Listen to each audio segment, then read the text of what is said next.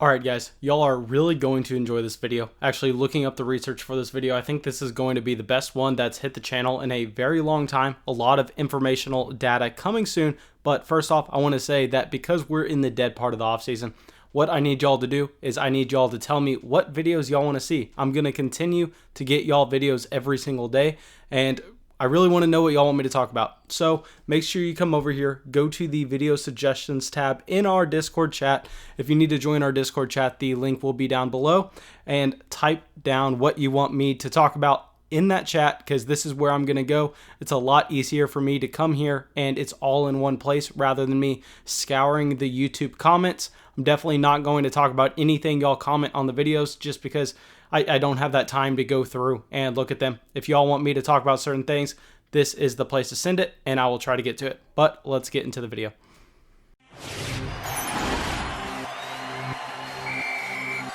That may be the greatest catch I've ever seen in my life.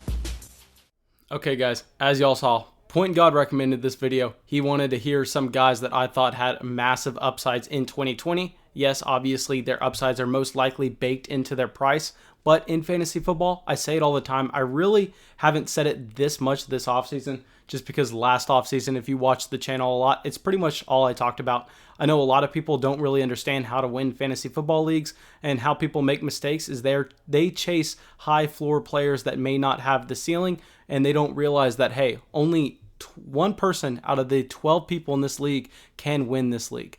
How you win, how you become the winner, is you go and you chase these guys that have the high upside that can be league winners, because you're not going to win your league with a bunch of players on your roster like Adrian Peterson, Frank Gore. Those guys are not going to get it done. We don't want the Randall Cobbs. We don't want the Cole Beasleys. Those guys that may have an extremely high floor with the targets they're going to get are not necessarily going to be able to win you your league. So I'm going to jump into a couple wide receivers here. If you like the video, make sure you subscribe, because I will get into a running back one next. But let's just get into it.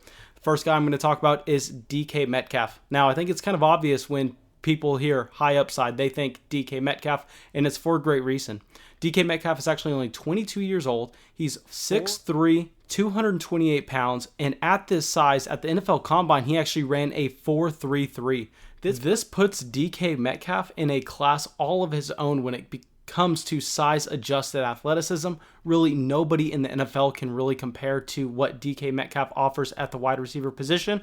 And we kind of see the kind of wide receiver that he is with his 21.9 yards per reception in college. So we see that he is a massive, big-bodied wide receiver, where most people would expect a wide receiver like this to win like a Brandon Marshall, win at the catch point, run these curl routes, and not necessarily generate a lot of space downfield. But what DK Metcalf actually does is he's kind of like a blend of a field stretcher and a guy that can win at the catch point. So he's a guy that the NFL has not really seen ever, really, unless you want to look back at, I hate to say it, but Calvin Johnson.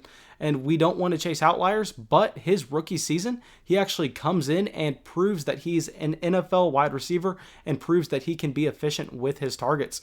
Now let's look at his 2019 season, and let's kind of tweak the numbers to look at the best possible outcome for DK Metcalf and see where his ceiling could be in 2020. So in 2019, he actually received efficiency scores that are surprisingly low considering the kind of wide receiver DK Metcalf is. You would expect him to put up higher scores, but it really doesn't matter. From year to year, efficiency is not really sticky, and it's something that it's hard to chase, and really what you want to chase is the volume. But anyway, in 2019, he actually averaged 9 yards per target and 1.85 fantasy points per target. And this puts him not in a great class, but really not bad either. And this is kind of what we want to see. We want to see DK Metcalf as a rookie just come in and have the efficiency of an average NFL starting wide receiver. And if he can check that box, really we're not too worried about his long-term outcome, especially when he comes into the NFL at such a young age. Now, let's look at the situation that he was playing in Seattle in 2019.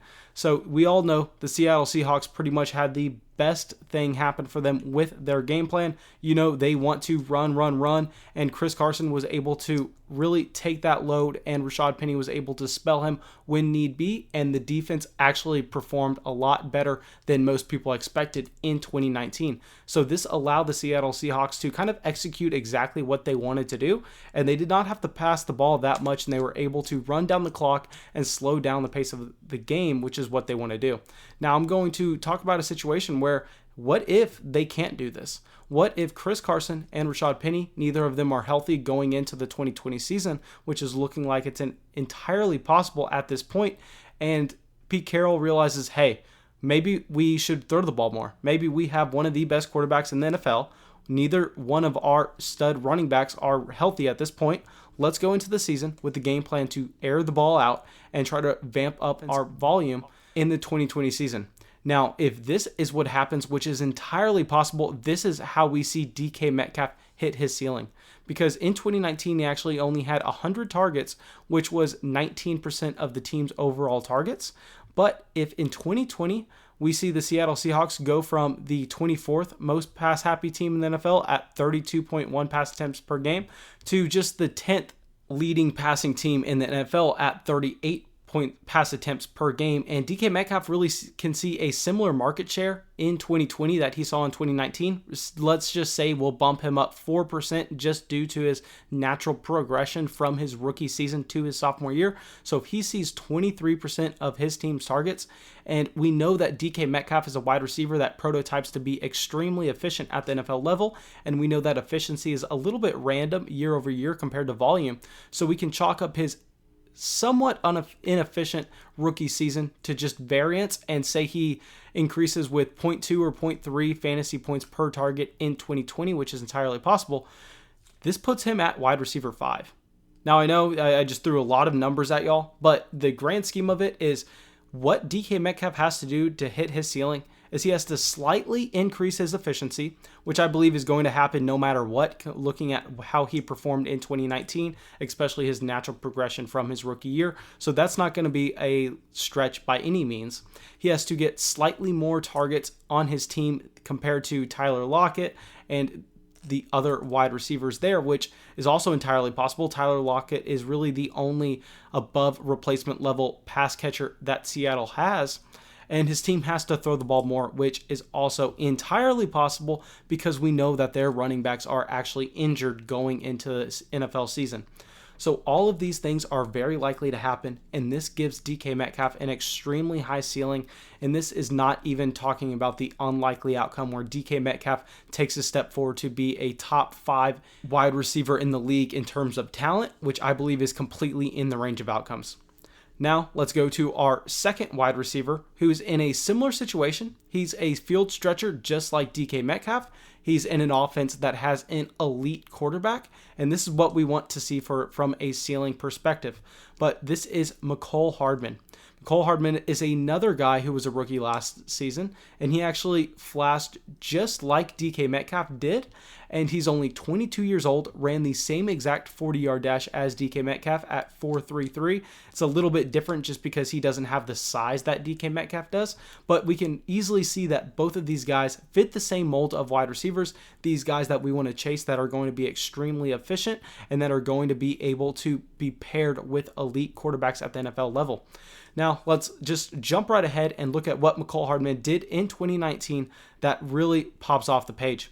Now, in 2019, we all know Mccall Hardman was a little slow to start, but he ended up having a 43% snap share, which if you don't know what a snap share is, pretty much you just divide the amount of snaps that Mccall Hardman was on the field for the Kansas City Chiefs with their overall offensive snaps. So this is an extremely low mark for an NFL wide receiver, and this is completely understandable just because Mccall Hardman was an extremely raw rookie coming into the NFL. We know he did not put up much production at all in Georgia. But we look at his efficiency marks, and this is kind of where we want to see what kind of wide receiver Mccall Hardman is. And he only received 41 targets, which was actually a good mark considering how limited he was getting on that field. But with his targets, he had 20.7 yards per reception, which was first in the NFL, 13.1 yards per target, also first in the NFL, and 2.77 points per target, which was also first in the NFL. And this is not first in the NFL within rookies. This is overall. So Mccall Hardman's rookie season, he comes in and commands more targets for the rate that he's on the field than anyone can expect. And at the same time, he's more efficient than any other NFL wide receiver in pretty much every statistical category. Now, what we need to see for Mccall Hardman to hit his ceiling in 2020 is we need to see the volume increase. And now unlike DK Metcalf, we don't necessarily need to see an offensive volume increase for the entire team. We just need to see Mccall Hardman being able to get on the field more, which I believe is really the expected outcome, because if you look at the snap shares in the playoffs, we actually see that Mccall Hardman takes over as the Kansas City Chiefs wide receiver 2 ahead of Sammy Watkins and Demarcus Robinson. Now, let's just say Mccall Hardman earns this wide receiver 2 role for the entire 2020 season, and he takes some of these targets and snaps away from Sammy Watkins and Demarcus Robinson. Just say he takes about 6.8 targets per game, which is roughly what Sammy Watkins earned last season. And obviously, since he led the league in yards per reception, yards per target, and fantasy points per target, we cannot project him to really keep those marks. He's obviously going to regress to the mean. That's just not how football works. Even if he does become a better talent in going into year 2 and he becomes a more polished wide receiver, just the way that variance and the math checks out, you can never project a wide receiver to have anywhere near that efficiency. So let's drop him almost an entire half a point per target, and this puts him at wide receiver 10 in points per game, and I believe the number came out to about 17 points per game. So obviously, both of these wide receivers are being drafted at a mark much lower than this, and both of these guys provide league-winning upside that you can go out there and really try to acquire.